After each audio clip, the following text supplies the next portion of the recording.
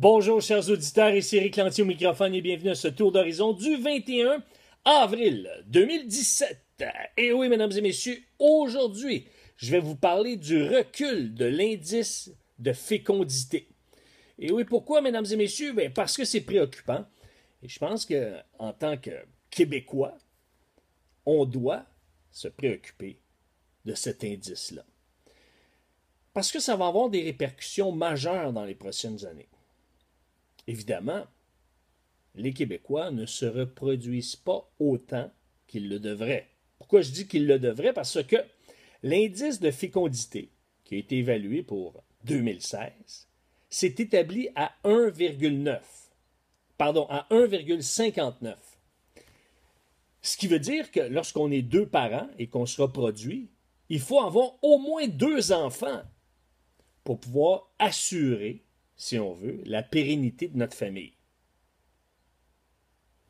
Si on additionne tous les parents et tous les enfants, eh bien là, à ce moment-là, on a un décalage, puisqu'à 1,59, on est en bas de 2 lorsqu'on fait la moyenne. Ce qui veut dire, c'est que nos enfants ne sont pas suffisants en nombre pour se reproduire au même niveau, au même taux que les parents. Ça prend minimum 2. Ce qui arrive, c'est que de part et d'autre, il peut y avoir des décès de parents, il peut y avoir des décès d'enfants. Et donc, si on voulait s'assurer un genre de petit coussin, comme on dit, il faudrait qu'on soit en haut de 2 pour s'assurer qu'il y ait au moins le même taux ou le même nombre de population dans 20 ans, dans 30 ans, dans 40 ans. Ici, le problème, c'est pas simplement qu'il a reculé en 2016, c'est que depuis 2009, le nombre de naissances diminue. Et c'est ce que nous apprend justement l'Institut de la statistique du Québec, ce qu'on appelle l'ISQ. Et là, pour analyser la situation, moi j'ai essayé de comprendre pourquoi il y a une baisse.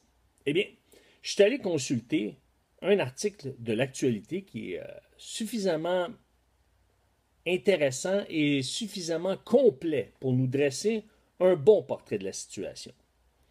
Ce qu'on nous dit, c'est que l'indice synthétique de fécondité s'est ainsi établi à 1,6 par femme en 2015, et ce qui démontre un chiffre en baisse continuelle depuis 2009. En 2009, l'indice de fécondité s'est établi à 1,73. Et donc, c'est déjà 24 points de plus, ou pardon, 14 points de plus, ce qui est beaucoup. Alors, ce qui veut dire que il y a une baisse significative et on est loin d'atteindre le 2. On passe de 1,73 à 1,59. Et là, il faut se dire qu'il y a des raisons qui font que les femmes sont de moins en moins enceintes. On a de moins en moins d'enfants. Eh bien, une des raisons, et vous l'avez deviné, c'est le coût d'un enfant. Il y a une question économique là-dedans. Sur la plateforme de Radio-Canada, eh bien, Marie Grégoire et Vincent Gratton se sont penchés sur la question. Ce que nous dit Marie Grégoire, c'est qu'il faut que les gens aient un désir d'avoir des enfants, ça c'est clair, et qu'ils se sentent appuyés dans une société qui laisse la place aux enfants. Maintenant, ça c'est une bonne question. Est-ce que notre société laisse de la place aux enfants? Est-ce qu'on est tolérant? Et même, est-ce qu'on est accueillant envers les enfants? Je sais qu'il y a de plus en plus de gens, par exemple dans mon entourage, qui aiment voyager et qui recherchent de plus en plus des tout inclus réservés aux 18 ans et plus. Pourquoi? Pour ne pas être dérangés par les enfants.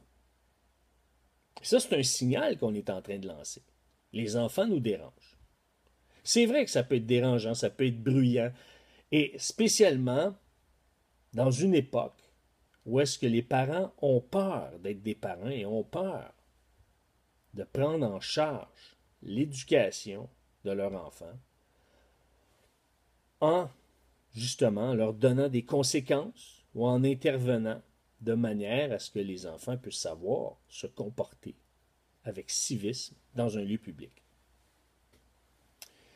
Vincent Gratton, pour sa part, lui, va aller dans le même sens, puis il va dire que tous les forfaits familles sont d'ailleurs conçus pour 4. Dès que tu débordes, t'es fait à l'os. C'est ce qu'il nous dit. Et c'est vrai. Il y a beaucoup de forfaits que c'est pour les 2 parents et 2 enfants. Dès qu'on dépasse 2 enfants, déjà, il faut s'acheter une voiture familiale. Il faut acheter, par exemple, ce qu'on appelle ici au Québec une vanette, une minivan. Parce que là, on a des voitures qui sont conçues pour 6 personnes, 7 et parfois 8.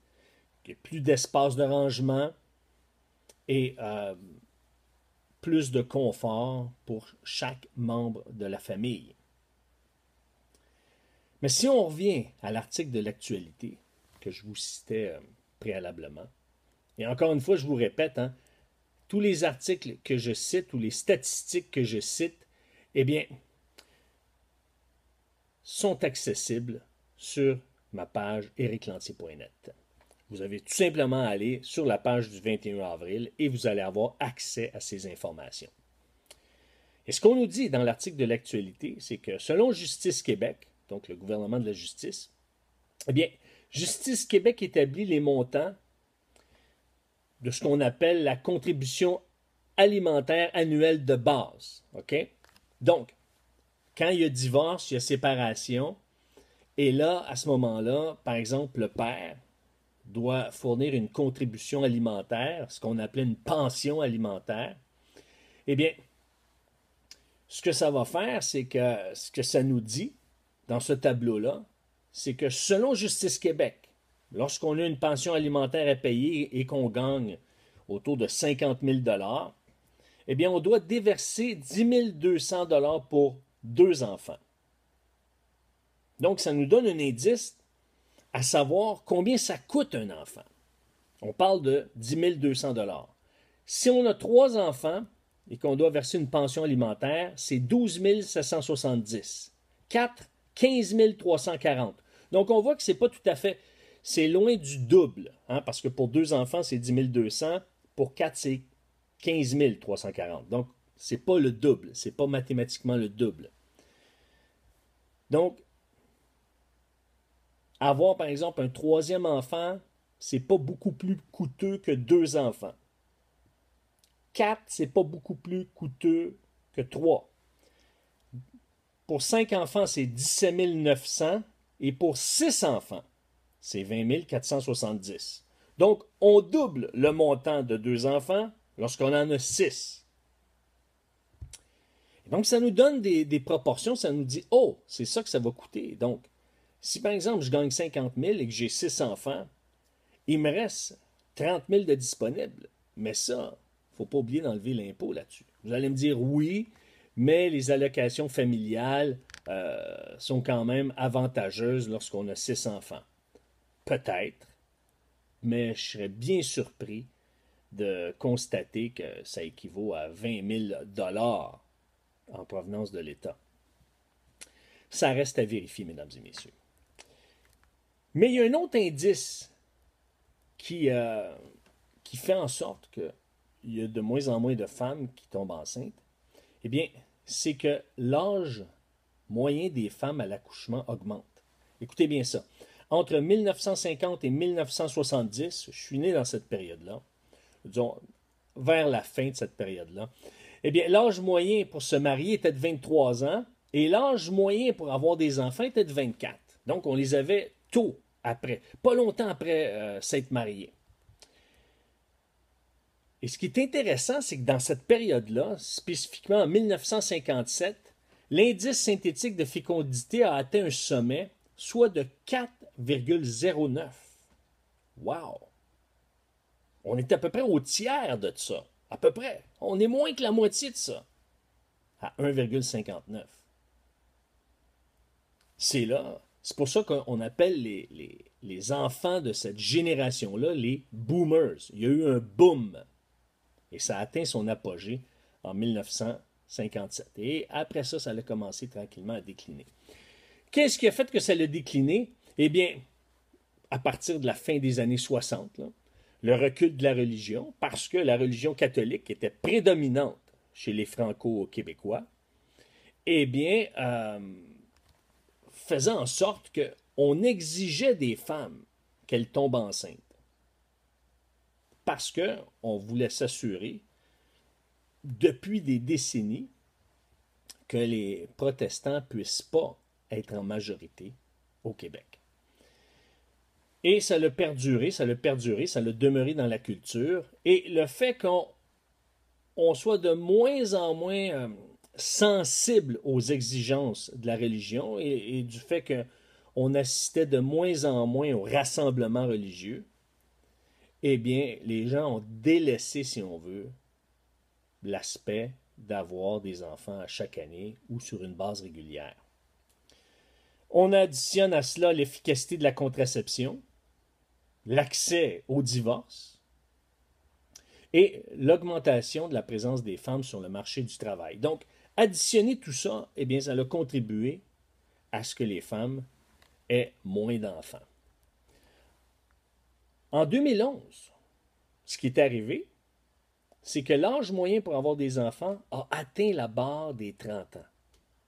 Avant, c'était 24, et là, ça l'a monté à 30. Et le rapport de l'Institut de la statistique du Québec va mentionner que la période de plus forte fécondité est aujourd'hui de 25 à 34 ans. Puis elle continue à se déplacer de plus en plus vers les âges avancés. Donc, en 2015, les femmes de 35 à 39 ans représentent un taux de fécondité de 52 pour 1000. Et écoutez bien ça, mesdames et messieurs, ce taux surpasse celui des femmes de 20 à 24 ans depuis l'année 2011. Ça, ce que ça veut dire, là, je sais que c'est technique aujourd'hui, là, mais j'ai besoin de vous faire part de ces statistiques-là. Pourquoi? Pour démontrer qu'on dit en grec qu'il y a un shift. On est en train de basculer. On est en train de basculer non pas vers le mieux, mais vers le pire. Je dis le pire parce que on est en situation où est-ce qu'on n'est même pas en mesure de se reproduire. Ce qui veut dire, c'est que la culture québécoise va changer. Certains vont dire, ouais, mais ça va être certainement pour le mieux. Peut-être que oui, peut-être que non. Si les gens de bonne foi et si les citoyens de bonne foi et les gens de foi s'unissent, oui, ça va aller pour le mieux. Mais si chacun reste de son côté et laisse le train passer, ça n'ira pas pour le mieux. Écoutez, la fécondité se situait pour les 20 à 24 ans à 39 pour 1000 en 2015. En comparaison, elles étaient tout près de 100 pour 1000 en 1975. 40 ans plus tard, eh bien, on est passé de 100 à 39. Une diminution assez importante, mesdames et messieurs. Et il y a d'autres aspects aussi, c'est le désir d'avoir de plus petites familles. Pourquoi? Parce que ce qui se dit, ce qui se véhicule, ce qui se produit en fait, c'est que les parents veulent avoir un meilleur rapport avec leur enfant, un rapport de meilleure qualité, donc ils en veulent moins en se disant, si j'en ai moins, je vais avoir un meilleur rapport, un rapport de meilleure qualité. Et ça, c'est ce qui flotte dans l'air. C'est le raisonnement qui amène, en partie, des femmes ou des parents à avoir moins d'enfants. Et le dernier point, je vois que le temps file, il y a de plus en plus de célibataires.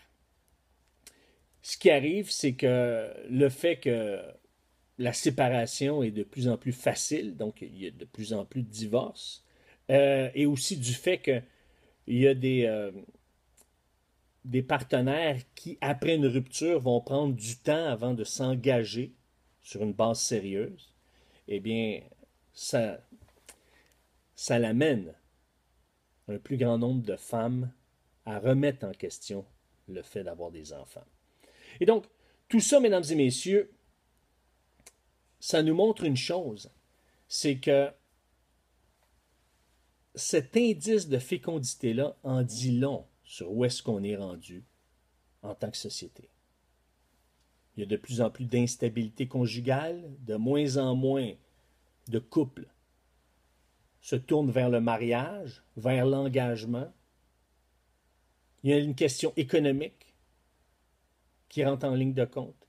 Et donc, il y a plusieurs préoccupations qui doivent amener nos dirigeants à se pencher sur la question. Et pour que nos dirigeants se penchent sur la question, eh bien, ça prend des citoyens de bonne foi et des gens de foi qui les interpellent sur le sujet.